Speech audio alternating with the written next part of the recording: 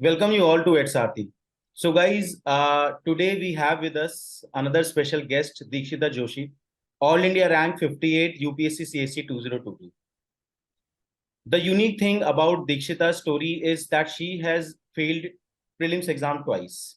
And it was her third attempt और सीधा ही third attempt में रैंक 58 दीक्षिता को मिला एंड प्रॉब्ली आईएएस आसानी से मिल जाएगा यहाँ पे इस बार। तो in the light of that there are lot of things, specially जो लोगों ने अभी प्रीलिम्स एग्जामिनेशन दिया है पिछले संडे को ही, उनको किस तरीके से आगे बढ़ना चाहिए ये चीज हम दीक्षिता के थ्रू आपको कम्युनिकेट करवाएंगे। तो first of all Dikshita, congratulation for the wonderful achievement. Thank you sir, thank you so much. तो दीक्षिता ने पोस्ट ग्रेजुएशन अपना किया है 2019 में from IIT Mandi in energy system and उसके बाद 3 अटेम्प्ट दिए 2021 22। तो देख दीक्षिता, आपने 2 प्रीलिम्स स्टार्टिंग के आप क्रैक नहीं कर पाए। एक दो चीजें मैं आपसे पूछना चाहूंगा इसके बारे में। डू यू रियली फील कि उन दोनों के दोनों प्रीलिम्स में आपके पास नॉलेज डेफिशिएंसी थी? नो सर, नॉलेज डेफिशिएंसी नहीं मैटर करती इतनी ज्यादा प्रीलिम्स में, as much the paper solving strategy and the way you look at the paper. So ये मैंने आपसे ही सीखा था जब मैं आपके निर्वाणा प्रोग्राम में इनरोल थी, that I was looking at the options very objectively. मैं करेक्ट आंसर ढूंढने की कोशिश कर रही थी और आपने बताया कि आप ऑप्शंस को थोड़ा सब्जेक्टिवली देखो because it is humanities, there is no correct answer, most appropriate answer आप ढूंढो। तो वो मैंने अपने थर्ड अटेम्प्ट में अडॉप्ट किया, उसको प्रैक्टिस किया और वो आई थिंक मेरे लिए बहुत काम करा कि मैं पहले रॉन्ग जो मुझे लग रहा है सबसे ज्यादा उसको एलिमिनेट करती थी और फिर मुझे राइट आंसर मिलता था instead of going for finding right answer. Right. तो तो दैट हैज चेंज की जो क्वेश्चन देखने का अप्रोच है वो थोड़ा सा चेंज किया। जैसे इस यस बार जो सर। प्रीलिम्स के पेपर थे उसमें काफी सारे ऐसे क्वेश्चन थे, although people are continuously saying कि बिल्कुल वे ऑफ पेपर सॉल्विंग का कोई रोल नहीं रहा है, it is completely knowledge based. लेकिन आई स्टिल फील कि 10 से 12 क्वेश्चन ऐसे थे, अगर आपको वो ह्यूमैनिटीज के चीजें सॉल्व करनी आती हैं तो it can help in the examination. Yes sir, वो सम मशरूम्स आर, वो मशरूम वाला question I think that was वो ह्यूमैनिटीज वाली अप्रोच से ही हो रहा था कि उसमें राइट और रॉन्ग नहीं है, बस अप्रोप्रिएट ही है सब। Right right right. Some that वाले 2 वर्क्स। क्वेश्चन थे, एक नन वाला भी क्वेश्चन था। हाँ सर। राइट राइट राइट, ठीक है। इसके बाद एक इंपॉर्टेंट चीज क्या है कि आपके जब 2 प्रीलिम्स एग्जामिनेशन क्रैक नहीं हुए तो आपने क्या बीच में मेंस की प्रिपरेशन की and how continuous your preparation was in past 3 years? Sir जब फर्स्ट प्री नहीं हुआ था तो मेरा फर्स्ट प्री 4 to 5 मार्क्स से रह गया था एट दैट टाइम। तो ये था कि 4-5 मार्क्स से रह गया है, तो लक की वजह से रह गया है। इट्स नॉट बिकॉज मेरी स्ट्रैटेजी गलत है या मेरे को कम आता है, luck did not was not in my favour. तो तब मैंने 1-2 महीने का ब्रेक लिया और उसके बाद मैंने मेंस के लिए तैयारी करना स्टार्ट किया। तो आई हैड रिटन टेस्ट, जैसे जीएस जो भी स्टैटिक पोर्शंस है उसके टेस्ट मैंने कंप्लीट कर लिए थे। ऑप्शनल की टेस्ट सीरीज ले ली थी बिफोर 21 का प्रीलिम्स। बट दिक्कत ये हुई कि क्योंकि मैंने 2020 में प्रीलिम्स को लक के बेसिस पे छोड़ दिया था, 2021 में मैंने सिर्फ फिर से 2 ही महीने दिए, तो 21 का भी फिर गया प्रीलिम्स और तब उतने ही नंबर से रहा, 4-5 मार्क्स से ही रहा। तो फिर दोबारा फिर मैंने एमएमपी के कोर्स में एनरोल किया था जो लॉस का प्रोग्राम था आपका, फिर वो करा था। उसके बाद फिर मैंने एथिक्स का पेपर, एसए के टेस्ट और फुल लेंथ टेस्ट, उस अटेम्प्ट में मैंने फुल लेंथ टेस्ट भी लगाए थे। राइट। और जो उस साल का मेंस का पेपर था वो भी सॉल्व करा था। तो ये सब मैंने उस अटेम्प्ट में करा और फिर 2022 के लिए आराम से 4-5 महीने पढ़ा प्रीलिम्स के लिए और तब प्रीलिम्स निकला। ठीक है, तो तो कंटिन्यूअसली मेंस की प्रिपरेशन आपकी चलती रही, आंसर राइटिंग कंटेंट कंसोलिडेशन आपने किया। यस सर, वो 2 बार प्रीलिम्स होने का ना होने का यही फायदा हुआ कि मेरी मेंस की तैयारी हो गई। राइट। और ये ना मैं काफी सारे लोगों को समझा भी रहा हूँ, है ना, लोग काफी निराश हैं इस बार प्रीलिम्स एग्जामिनेशन के बाद से कि इस टाइप के एग्जाम्पल्स बढ़ते जा रहे हैं, है ना, हम्म। कि 2 बार प्रीलिम्स नहीं होगा और तीसरी बार अच्छा रैंक आएगा सीधा। आप इस साल रैंक 1 ईशिता को देख लीजिए, है ना, आप एक एग्जाम्पल हैं। इससे पिछले साल हम्म। अपाला मिश्रा मैम थी, हाँ। रैंक 9। तो 2 बार प्रीलिम्स नहीं होता। अब रिक्वायर्ड ये है कि आप मेंस की प्रिपरेशन कॉन्टिन्यूसली करते रहें, रुके ना जब यस तक सर। आप इस साइकिल में, है हम्म। ना। और एक और इम्पोर्टेंट चीज एड्रेस करते हैं यहाँ पे कि दीक्षिता, आपका अगर पहली बार प्रीलिम्स नहीं हुआ, दूसरी बार प्रीलिम्स नहीं हुआ, आपने मेंस की प्रिपरेशन करी, हम्म। ये जितना स्ट्रिक्ट कैटेगराइजेशन या कंपार्टमेंटलाइजेशन हमने जो किया हुआ है ना प्रीलिम्स और हम्म। मेंस का, मुझे ऐसा लगता है कि वो है ही नहीं। आप हाँ, अगर मेंस की प्रिपरेशन करेंगे तो वो तो ही आपका अगले साल प्रीलिम्स की एग्जाम क्रैक होने के चांसेस बढ़ेंगे। बढ़ेंगे। हाँ, वो भी आपने बताया था सर कि जब जब 2021 का अटेम्प्ट नहीं हुआ था तभी आपका ये मेंटरशिप भी स्टार्ट हुआ था 2021 में ना। तो तब आपने बोला था कि अभी मेंस के लिए ऐसे पढ़ो कि मेंस के लिए लिखना है, और उससे आपकी प्रीलिम्स की को देखने की पर्सपेक्टिव भी चेंज होगा। और वो सच में मेरे को बहुत हेल्प करा था कि वो इंटरलिंकिंग जो होती है वो मेंस की जब आप तैयारी स्ट्रांग कर लेते हो तो ये वो प्रीलिम्स में आती है। वो बिल्कुल सिर्फ प्रीलिम्स के लिए पढ़ के नहीं होता। तो बिल्कुल। वो हेल्प तो करता है। तो मेंस की अगर आपका प्रीलिम्स नहीं हो रहा है तो मेंस की प्रिपरेशन करो, आपका नॉलेज बेस भी वाइडन हम्म। होगा और आप अगले साल प्रीलिम्स क्रैक करने के भी चांसेस आपके बढ़ेंगे, है ना। हम्म। ऑल्दो यहाँ पे एक और चीज हमें एड्रेस करनी चाहिए कि कहना आसान होता है ना, लेकिन करना थोड़ा मुश्किल होता है।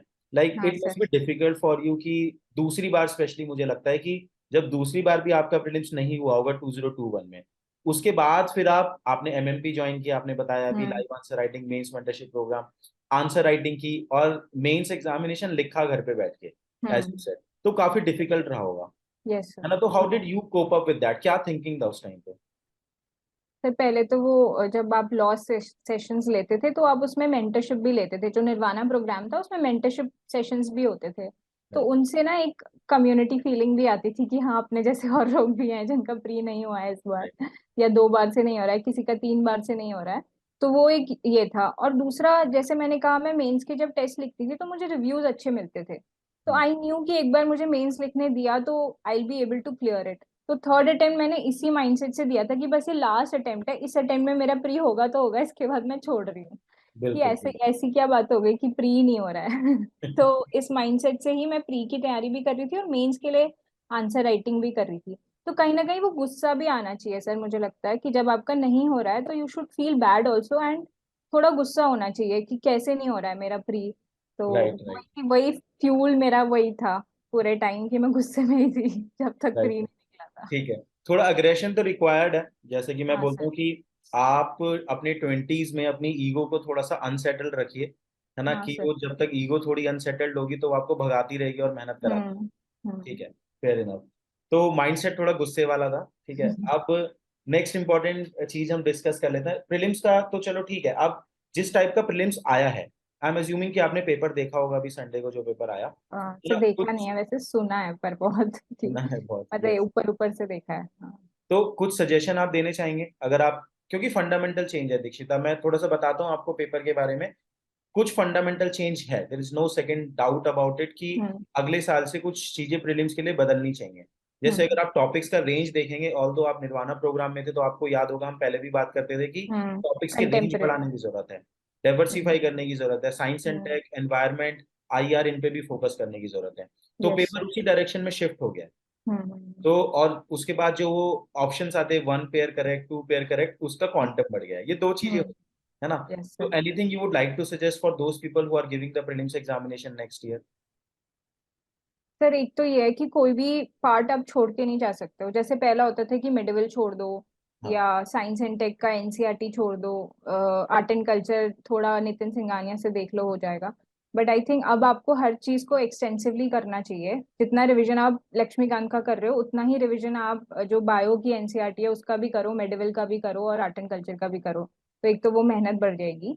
और दूसरा सर वही रहेगा कि फिर पेपर सॉल्विंग स्ट्रैटेजी, कि फिर तुक्के मत लगाओ, कम अटेम्प्ट करो हम्म। और जो आता है वही करो। तो क्योंकि अगर पेपर डिफिकल्ट आ रहा है तो सबके लिए आ रहा है, कट ऑफ भी नीचे जाएगी। तो हम्म। जो तुक्के, जैसे लास्ट ईयर भी जिन्होंने तुक्के मारे थे उनका फिर एलिमिनेशन भी हुआ था। हम्म। तो मुझे लगता है यही दो चीजें कि एक पेपर सॉल्विंग का अप्रोच थोड़ा चेंज करना पड़ेगा, कि तो इस तुक्केबाजी चीज कम। को थोड़ा सा क्लैरिफाई करते हैं कि आपने बोला कि तुक्के मत मारो, हम्म। डज इट मीन कि जिसका आंसर एब्सोल्युटली आपको आता है बस उन्हीं क्वेश्चन को अटेम्प्ट करें? Yes sir. जिस तरीके का अब ऑप्शंस आ रहे हैं, only one, only two, only three. Last year मैंने ये जो क्वेश्चंस थे only one, only only two वाले, वो मैंने एक भी अटेम्प्ट नहीं करा था, या शायद एक ही करा था। शायद वो रमसार साइड का जो क्वेश्चन था वो एक ही करा था, क्योंकि वो मुझे अच्छे से आता था। क्योंकि इनमें बहुत एक्यूरेट इन्फॉर्मेशन चाहिए। If you know, if you don't, you right don't. Right तो राइट। इनमें आई don't think elimination will work और एनी अप्रोच विल वर्क। इनमें तो तो वो मैं तो। एग्री करता हूँ, नहीं वर्क यस सर। करेगा, एग्री करता हम्म। हूँ। अब इसमें लाइक एक और फर्दर मैं क्लैरिटी चाहूंगा, मैं भी सीखता रहता हूँ आप सब लोगों से हम्म। कि अगर हम मान लो कि उन क्वेश्चन को अटेम्प्ट कर रहे हैं पेपर में जो खाली हमें 100% से श्योरिटी है, है ना? हम्म। ऐसे कितने क्वेश्चन होंगे पेपर में जिनमें हमें 100% श्योरिटी है प्रीलिम्स एग्जाम में? ज्यादा से ज्यादा जितना मैं ट्रेंड देख रहा हूँ, आप कितना भी पढ़ लो 30 क्वेश्चन होंगे, यस सर, लेकिन वो उतने तो में तो है। प्रीलिम्स नहीं होने वाला। Yes sir. देन वो फिर तो सर वो तो डिफिकल्टी है।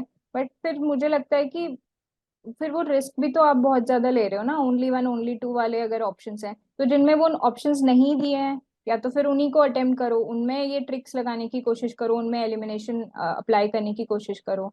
But only one only two वाले तो सर मुझे लगता है तभी करने चाहिए जब आपको आते हैं, वहां पे जब आप, रिस्क लेकर आई don't think it will work. Right क्योंकि राइट, वो, मतलब अगर श्योर नहीं हो तो मत टिक करो। हाँ सर, मैंने ठीक तो है, नहीं करा था। All right, got it. कितने क्वेश्चन आप अटेम्प्ट करके आते हैं प्रीलिम्स एग्जाम में? सर 78 करे थे मैंने। अच्छा, 78 यस। तो अच्छा नंबर है। ठीक, yes sir. Good, all right. So now moving to the mains examination. अगर हम मेंस में आपके मार्क्स देखें तो the most amazing thing, marks मैं बताता हूँ लोगों को आपके। एसए में 127, GS1 108, GS2 105, GS3 94, GS4 104, and आपका ऑप्शन सोशियोलॉजी था 137 एंड 138।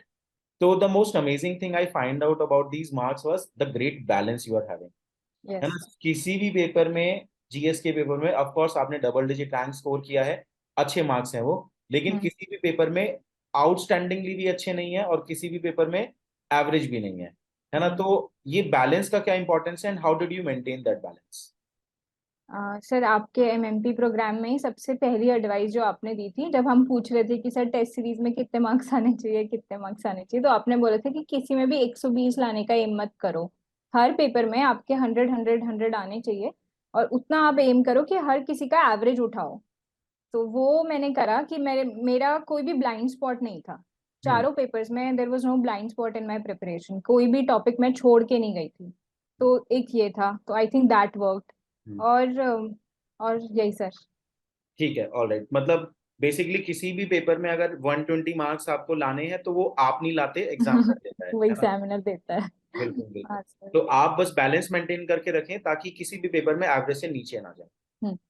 Fair enough. इसमें एसए के पेपर को एक बार और टच करते हैं। हम्म। लाइक एसए में आपने देखा फिलोसफिकल एसए डोमिनेट कर रहे हैं, है हम्म। ना? और लाइक उसमें मुझे क्या लगता है इस बार के अगर आप रिजल्ट देखोगे तो बहुत सारे लोग ऐसे हैं जिन्होंने इंटरव्यू दिया and they are out of the final list only because of because of paper, ऐसे। है ना? तो would you like to suggest anything to the student for the philosophical essays? Sir I think मेरे को ऐसे में, so my answer writing is good, my writing skills are good. तो एक तो ये फायदा है मुझे ऐसे में। दूसरा sir, I also like reading allot, तो मैं ये फिलोसफिकल बुक्स भी पढ़ते रहती हूँ। तो मैंने वो बुक्स भी कोट करी हैं अपने ऐसे में। तो एक तो आप ये कर सकते हो कि अगर फिलोसफिकल ऐसे ही आने हैं तो थोड़ा अपना फिलोसफिकल कुछ बेस बना के रखो, कुछ बुक्स पढ़ लो, और कुछ कोर्स वगैरह रेडी रखो अपने फिलोसफिकल एसेस के लिए। बाकी सर मेरा सोशियोलॉजी ऑप्शनल था, तो उससे भी मुझे ऐसे राइटिंग में हेल्प मिलती थी कि ठीक है, उसको अलग अलग डायमेंशंस में ब्रेक करना। तो ये तीन चीजें I think that these work for me, और मैं यही रेकमेंड करूंगी कि ऑप्शनल यूज करो और थोड़ा अपना फिलोसफिकल बेस वो भी बनाओ। तो यू सेड कि राइटिंग स्किल आपका अच्छा था, how did you work upon that? How did I build my writing skills? हाँ, कैसे बिल्ड किया आपने वो writing skills? Sir one is that I like reading. तो रीडिंग जब अच्छी होती है तो वो राइटिंग में भी रिफ्लेक्ट होती है। हम्म, और बचपन से आई एम ये फॉन्ड ऑफ राइटिंग, ऐसे वगैरह लिखना मुझे पसंद था। हम्म, तो दूसरी बात ये, और इस एग्जाम के लिए तो आपको स्पेशल स्किल्स चाहिए कि आपको टाइम में भी कंप्लीट करना होता है। तो उसके लिए मैंने 8-10 एसेज लिखे थे। Before mains I wrote 8 essays. तो हम्म। वो प्रैक्टिस करी थी, तो वो ठीक है, कर लेनी चाहिए। ऑल राइट, एंड ठीक है, तो मतलब बेसिकली कुछ बचपन से ही राइटिंग स्किल थे और उसके हम्म। साथ आपने लिख लिख के वो चीज इंप्रूव की होगी, हम्म। ठीक है ना? इफ आई रिमेम्बर राइट, आप 2021 के मेंस मेंटरशिप प्रोग्राम में भी लाइव आंसर राइटिंग कर रहे थे और उसके बाद भी यस सर। आंसर राइटिंग कर यस रहे सर। हाँ। थे, ठीक है? तो कॉन्टिन्यूसली लिखने से फिर वो रिफाइनमेंट तो आता ही है। हाँ सर, वो तो रहता ही है। ठीक है, इसके बाद एक और पेपर है जिसके बारे में हम डिस्कशन कर सकते हैं, GS3। हम्म। GS3 में सभी लोगों को मैं बताना चाहूंगा कि this year GS3 was the lowest score, hmm. जो कि सभी का लास्ट ईयर टाइप ही पैटर्न रहा है, अभी भी लो ही हम्म। चल रहा है। तो दीक्षिता हैज 94 मार्क्स इन GS3, जो अगर आप इस साल के हिसाब से देखेंगे तो काफी ज्यादा अच्छे मार्क्स है ना? हम्म। अभी तक मैंने 94 से ऊपर देखे नहीं है, है ना? होंगे डेफिनेटली कुछ लोगों के, हाँ बट बहुत ऐसा। ज्यादा ऊपर नहीं होंगे। हम्म। तो how did you work over the GS3? किस तरीके से GS3 पे काम करना चाहिए? सो GS3 के लिए इकोनॉमिक्स वाले पोर्शन के लिए I use to read economic survey. जो वॉल्यूम 1 है वो मुझे अच्छा लगता था पढ़ना, तो उससे मैंने 2008 जब से मैंने प्रिपरेशन स्टार्ट करी है, तब से ही मैंने उससे जो इम्पोर्टेंट पॉइंट्स होते हैं वॉल्यूम 1 में, हम्म। जो उनका पहला पन्ना होता है हर चैप्टर का, उसमें वो लोग इम्पोर्टेंट रिकमेंडेशंस देते हैं और इम्पोर्टेंट गोल्स देते हैं कि where where India's economy is heading. तो वो मैंने नोट करके रखे थे, और वो मैंने एक्सटेंसिवली कोट करे हैं अक्रॉस माय इकोनॉमिक्स क्वेश्चंस। हम्म। दूसरी बात sir, paper attempting is very important in GS3। कि जो सिक्योरिटी के क्वेश्चंस हैं वो हम प्रिपेयर करके ही जाते हैं, मतलब वो प्रिपेयर्ड ही होते हैं हम्म। और वो पढ़े हुए ही आते हैं। तो पहले उनको अटेम्प्ट करती थी मैं, ताकि वो अच्छे से अटेम्प्ट हो जाएं और जल्दी अटेम्प्ट हो जाएं। ऐसे ही disaster management is also something that you can prepare before, तो हम्म। वो भी पहले अटेम्प्ट करे मैंने। और लास्ट में मैंने इकोनॉमिक्स और एनवायरनमेंट इनको रखा है। और अच्छा। एनवायरनमेंट के लिए current affair only I did, and science and tech के लिए भी विजन के करंट अफेयर्स, ठीक है। तो उधर से करा। तो ये काफी नया इंसाइट मिला, अभी तक नहीं सुना था मैंने ये। लाइक आप अपना पेपर सॉल्विंग स्ट्रैटेजी GS3 का चेंज कर सकते हैं, है यस ना? सर। जो टॉपिक बहुत अच्छे से प्रिपेयर्ड होते हैं, जो डायरेक्ट आते हैं, है ना? हाँ। जैसे इंटरनल सिक्योरिटी के 4 क्वेश्चन हो गए, डिजास्टर मैनेजमेंट के 2 क्वेश्चन हो गए, उनको हम्म। आप पहले अटेम्प्ट कर लें, ताकि hmm. Probably these will be the 6-7 question जहाँ पे आप 50% से ज्यादा मार्क्स फेच कर सकते हैं, है ना? Yes sir. उसके बाद आप अपने इकोनॉमिक्स सेक्शन पे आए, एंड हम्म। इकोनॉमिक्स में एक्सटेंसिवली यूटिलाइज इकोनॉमिक सर्वे, है ना? Yes sir. और इकोनॉमिक सर्वे जरूरी नहीं है इसी साल का यूज करें, है ना? हम्म। पिछले कुछ सालों का भी इकोनॉमिक सर्वे का पार्ट 1, जो स्पेशली आपने बोला, हम्म। जो फ्यूचरिस्टिक विजन बताता है, हाँ। ये वाला पार्ट कह रहे हैं ना आप? Yes sir.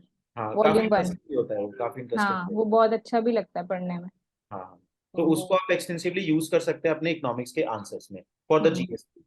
Yes sir. अब now moving on to the interview. Dikshita, आपका इंटरव्यू में 195 मार्क्स है, यस। ठीक है? Which is a very good score, है ना? हम्म। एंड इंटरव्यू में अगर किसी को मार्क्स अपने इम्प्रूव करने हैं, है ना? इंटरव्यू के अभी आपने मुझे बताया इस वीडियो को रिकॉर्ड करने से पहले कि इंटरव्यू देने के बाद आपको थोड़ा लगा था कि शायद वो उस डायरेक्शन में नहीं गया, है ना? हम्म। अब हम्म। अगर आप किसी को सजेस्ट करना चाहेंगे कि इंटरव्यू में स्पेशली डैफ भरने से लेके इंटरव्यू देने तक क्या एडवाइसेस आप देने चाहेंगे? So first thing is that you don't have to do extensive preparation on your DAP, मतलब उसकी भी आपको एक लेवल रखना पड़ेगा, मतलब ऐसा नहीं कि आप डेप्थ में ही जाते जा रहे हैं। तो प्रॉब्लम मेरे साथ यही हुई थी इस बार की इंटरव्यू प्रिपरेशन में, कि मैं बहुत ही डेप्थ में चली गई थी अपने हर टॉपिक पे, और मेरे डैफ में बहुत कुछ था पढ़ने को। तो एक तो ये that you have to find a limit to what depth you want to go, क्योंकि फिर आप रिवाइज भी करोगे, उसको इंटरनलाइज भी करोगे, और राइट। वहां पे फिर आपको प्रेजेंट करना है। तो एक तो ये कि उसकी डेप्थ आप डिफाइन करके रखो। दूसरी चीज है सर कि बहुत ज्यादा जैसे मॉक इंटरव्यूज में बहुत फोकस रहता है हाउ यू आर टॉकिंग और how you are sitting, and कितने ऑर्स आपके बोलने में आ रहे हैं। I don't think they are paying that much attention to all of these things, because the nervousness that is there, इतना ज्यादा हम जो भी प्रैक्टिस करके जाते हैं वो भी वहां पे भूल जाते हैं, वो नेचुरल सेल्फ हमारा आ ही जाता है। बिल्कुल। तो be natural and be confident in your natural self. They want, I think they want raw people, बहुत ज्यादा रिफाइंड और बहुत ज्यादा ट्रेन्ड लोग उन्हें नहीं चाहिए, मुझे लगता है। और ऑथेंटिसिटी चाहिए। Yes sir. और तीसरा कि मैंने बहुत इजी क्वेश्चंस में भी सॉरी सर बोला है। मैंने गैस एक भी क्वेश्चन में मैंने पूछा भी नहीं कि मुझे गैस करना है। हम्म। तो ये आप कर सकते हो कि गैस ना करो तो बेटर है। हम्म। और चौथा कि जब मैं सॉरी बोलती थी तो आई वॉज जेन्युइनली सॉरी, मतलब मैं फील कर मतलब मेरे चेहरे से लगता था कि हाँ इसको सॉरी फील हो रहा है। तो हम्म। एक ये भी कर सकते हैं, क्योंकि मॉक्स में हम जब सॉरी बोलते हैं तो वो बहुत रोबोटिक हो जाता है, कि फिर हम मतलब ऐसे सॉरी बोलते हैं कि हमें फर्क नहीं पड़ता कि नेक्स्ट क्वेश्चन टाइप का सॉरी होता है। हाँ हाँ तो हाँ। वो आप वर्क कर सकते हो। तो ये चार चीजें, और बी वेरी नेचुरल। और आपको बहुत ज्यादा मतलब हमने पढ़ रखा है मेंस तक, इतना आप पहुंच चुके हैं तो पढ़ रखा होता है। ऐसा लगता है कि इंटरव्यू के लिए फिर से स्क्रैच से स्टार्ट करना है, हम्म। क्योंकि मॉक्स में ऐसे फील कराते हैं लोग। हम्म। तो वो मत फील करो, और बी कॉन्फिडेंट, आपको नॉलेज है, वहां पे थोड़ा प्रेजेंस ऑफ माइंड लेकर जाओ, और बी नेचुरल। बिल्कुल। और बेसिकली इतना ज्यादा रिफाइंड पर्सनालिटी हमें क्या लगता है, स्पेशली जिसने इंटरव्यू नहीं दिया ना, जैसे वो राज्यसभा टीवी के डिबेट्स देखते हैं ना, पीपल यस। फील कि इंटरव्यू कुछ इस तरीके से होता होगा, कि इस हाँ। लेवल का इंटेलेक्चुअल कन्वर्जेशन वहां पे चलता है ना, it's a normal human conversation, थोड़ा इंटेलिजेंट पर्पस लेड कन्वर्जेशन है, फॉर्मल हाँ। कन्वर्जेशन है, हम्म। बट वो जो इंग्लिश में ग्रामर में हम मिस्टेक करते हैं, नॉर्मल कम्युनिकेशन एक एवरेज इंडियन का जितना है ना, हम्म। उसी टाइप की कम्युनिकेशन को वो रिवॉर्ड करते हैं। Yes sir, just don't be frivolous, मतलब take every question sincerely.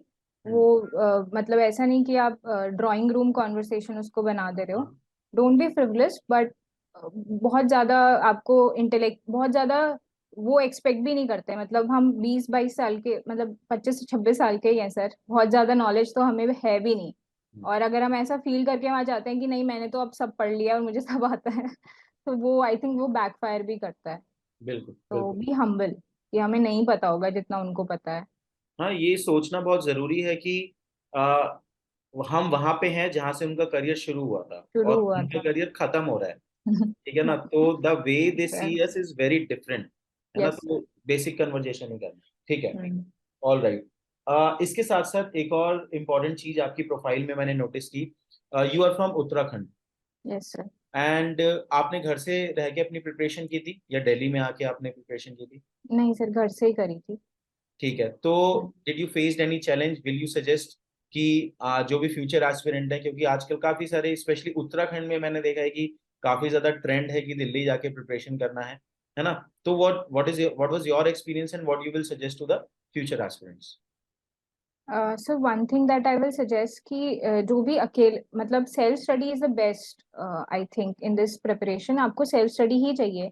And because I was away from the crowd और कोचिंग सेंटर से मैं दूर थी, एक तो मैं बहुत फोकस थी, मुझे लगता है अगर मैं वहां होती तो मैं यही ढूंढती रहती कि क्या करूं, कौन सी स्ट्रैटेजी फॉलो करूं, किसकी बात मानूं। तो एक तो ये, और दूसरा ओरिजिनलिटी आपकी तभी आएगी जब आप खुद पे फोकस करोगे, अपनी स्ट्रेंथ और वीकनेसेस पे फोकस करोगे। तो ओरिजिनलिटी के लिए भी सेल्फ स्टडी इज बेस्ट। और तीसरा, इट इज आइसोलेटिंग, और उसके लिए I would suggest you enrol yourself into mentorship platforms like EdSarthi. और यहाँ पे आपको एक कम्युनिटी भी मिल जाती है और एक गाइडेंस भी मिल जाता है कि हाँ, ऐसा नहीं है कि आप अकेले ही हो दुनिया में जो यूपीएससी की तैयारी कर रहा है। तो वो एक कम्युनिटी वाली फीलिंग के लिए you can enrol into mentorship platform, but otherwise from my experience self study is best. It right, works. Right, fine, all right. So wonderful conversation, काफी न्यू इनसाइट्स आपकी साइड से हमें मिले, specially with respect to GS3। तो thanks a lot, all the best for your future endeavours, thank you for joining. Thank you, sir. Thank you so much for the entire help that I got from HRT platform. अगर आप नहीं होते तो मेरा free नहीं होता और मैं यहाँ नहीं होती। Thank you, thanks a Thank lot. you so much.